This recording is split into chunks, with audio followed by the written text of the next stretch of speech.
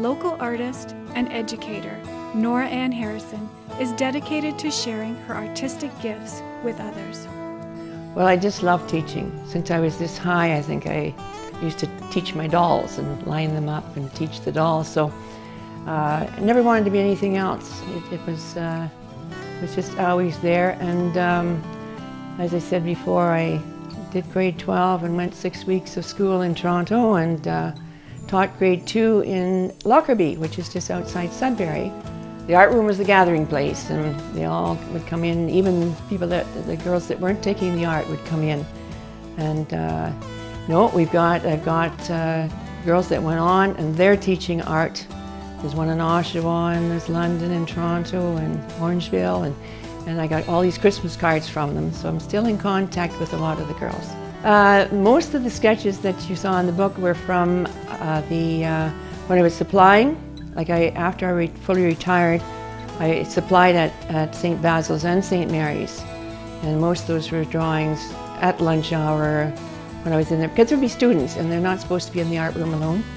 So I'd stay in there with them and I just draw the things that Art Tatasciore had around the room. I take the pictures. I don't always work from pictures. I do work from the plein air too, the natural setting.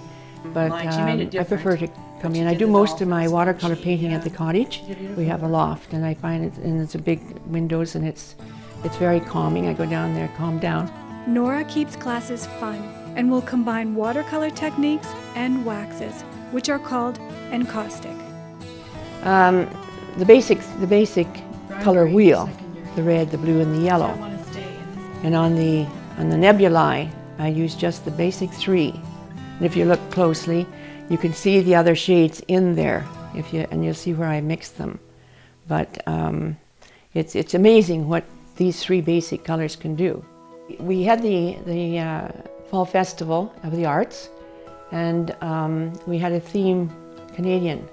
So you'll see on the painting that I put leaves, and they're incorporated, like with British Columbia.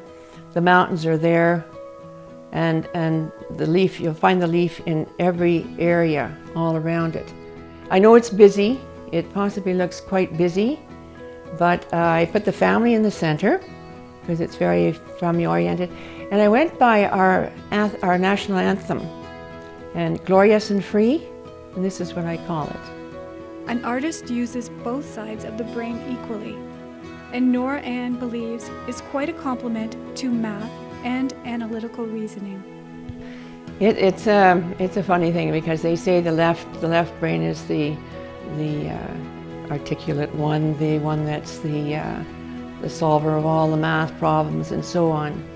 But I always maintain that we use both brains almost equally, because of the art world is in every subject that you can think of, and I find that, so we use both. Yeah. Nora believes the art world can be challenging, but is well worth the time and effort. It does what it wants to do. It's like a little 2-year-old. It's going to do what it wants to do, and I love it, and I like what happens most of the time. Not everything works out. Like, this is what I told my little students about two lessons ago. I said, they don't always turn out, because one of the grade 7 girl was having trouble.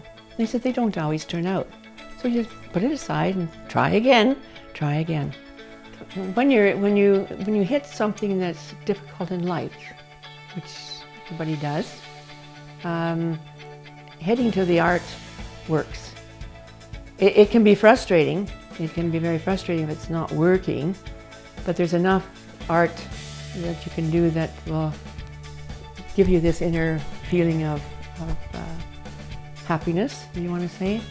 And my students will tell me that over and over again. Even these young ones that I have right now, they love it. They just love it. It makes them feel good. And they said, you were tough, you were fair, and you were always there.